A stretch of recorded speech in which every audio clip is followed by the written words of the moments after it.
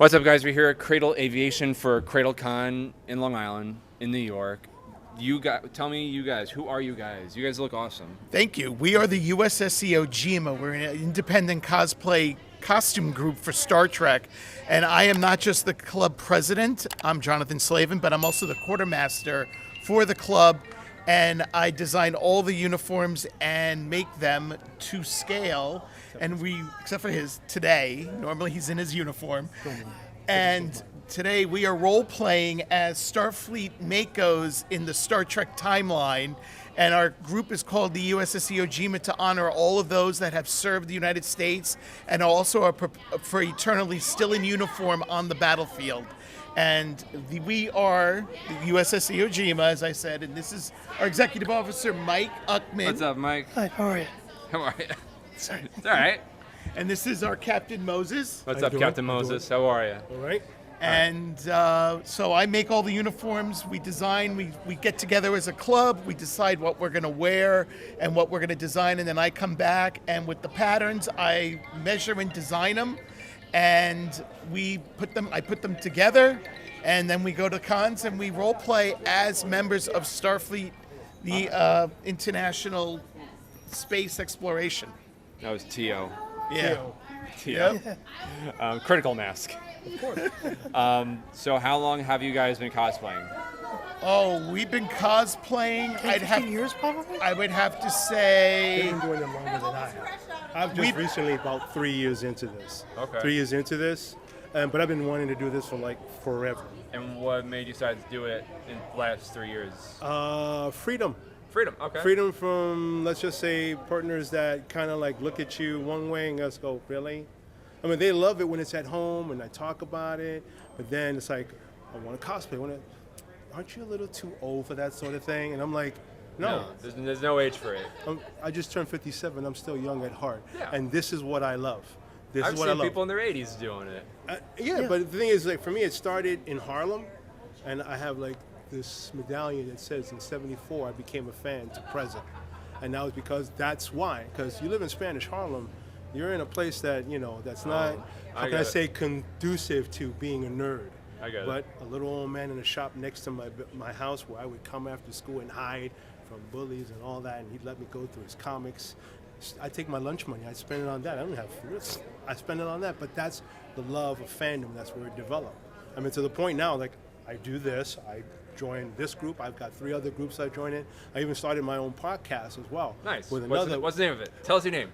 Puerto Rican. Puerto Rican. All Puerto right. Rican. That means 2 Puerto Ricans, and we're nerds. So nerd Are you a Norican? and Rican. Huh? Are you a Norican? I'm a Puerto Rican, yes. No, Norican. New Yorkican, yeah. Yeah. New Yorkican, born and raised in New York. So you know the real definition of that. Yeah. People that were born and raised here in New Yeah, York, but not. But you don't part- fully speak Spanish. No, we have Spanglish. Spanglish. Spanglish, you All know. right. People say wagwa, it's supposed to be autobus.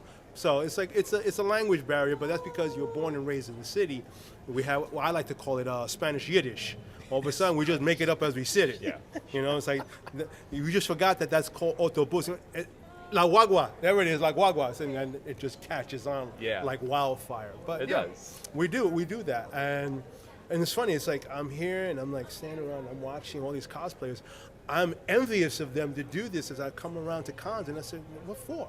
So got a uniform, got the badge, wear it well. But the one thing I think with cosplays in general is that when you cosplay, you kind of almost take on that persona, that love for that character. You do. It's like me, we wear the uniform, but I take on the ideals and traditions of Starfleet as officers.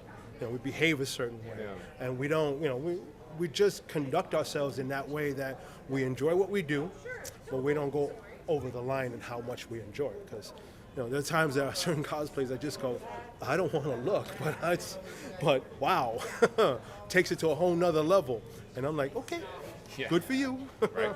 What about you? Tell me about you. How many cosplays do you do? I Just just the only one cosplay right as now. this. Usually it's Star Trek. I do Jedi stuff too, but yeah, I go to conventions all the time with these people. It's fun. All right. And what is your favorite convention of all of them? My favorite one is this one. This one? This has always been my It's favorite my one. first time here. We've really been coming here awesome. for what, 2-3 years? Yeah, Since- we've been since they we've been started? coming since they started CradleCon. We've been like the first group to jump in Yeah. and be involved. And as fans of Star Trek growing up, I just wanted to go to cons and show off my enjoyment for the show and what the original show and Next Generation and everything continued. And it gave me an interest in sewing. So I didn't want to just buy a uniform because with buying, then it never fits right. So Right. I just- can't sew for life in me. So I taught myself. Most of us can't. I taught I myself. buy myself. Well, I taught myself to sew, and I learned how to read patterns, how to make patterns. I make my own patterns.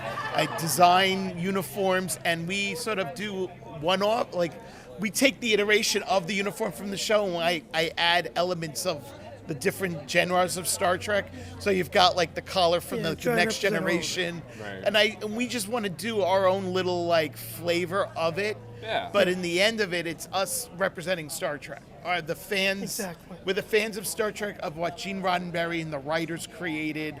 A lot of them took their influence from serving for the United States from World War II, put it into the show, and like the vision and the idea of how man could be in the future. And it's a beautiful idea of a future where you don't judge people by their colors. And I was brought up conservative Jewish. My parents brought me up not to judge people, not to discount people. It's unfortunate today. Our another member, she's Muslim. She's unable to be here, but we're very close friends. Yeah. And it just shows that you can branch different cultures, different ideologies through cosplay and find friends and make friends with people. And we just met a couple of years ago and we hit it off. And I said, just come with us, just be with us. You don't have to be an official cosplaying wearing of my uniforms, but I want you involved and I want you to around us. And we go out, we hang out, and it broadened our experiences with people. And I think it's a beautiful thing when you do it right. Right. And my view is of cosplaying is you got to do it right. You got to honor the original material, understand what you're wearing and why you're wearing it, who you're representing as a character, and own that persona. Be that, because people look up to people as they dress up and go, wow, look what they've created. And that's my view. And I love when people create their costumes, like the Fallout people, Yeah. us. they're awesome. I'm not They are, right? I'm not into like people just buying off the rack and then they stand and they go cosplay and you go, okay, that's off the rack. But if you make it and you put into it, it's a beautiful thing to design something that's on a panel of sheet of a pattern, and you turn it into three-dimensional and size it and you wear it and you feel like, wow, this would be, if Star Trek was like real, Starfleet was real, we'd be in it, traveling the I'm galaxy. resisting doing this and calling up the ship.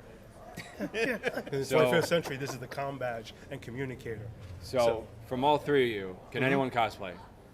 Yes, anyone can. Anyone Anyone, cosplay. All right. anyone. Anyone It can takes cosplay. anything. There's no- You like a certain show, and you identify with that character in the show, and you know how you could do it right.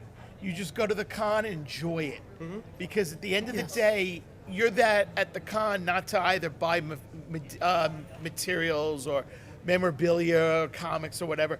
You're there to enjoy and show off your love for pop culture. Yeah. And I think it's a wonderful thing how a lot of this stuff used to be frowned upon when I was younger. Like, ooh, dress up. Oh, yeah. No. Yeah. And I'd say, yeah, I want to. And I would hang out with Klingons, guys that dress up full Klingons, and just be there with them and be involved. And from me being involved with other cosplay groups, I became I'm like an ambassador to the Klingon fan group. It's just a wonderful environment, and you make friends all over the place. I And remember back in the days in my neighborhood, in the hood, in Spanish Harlem, it's like you walk out with this.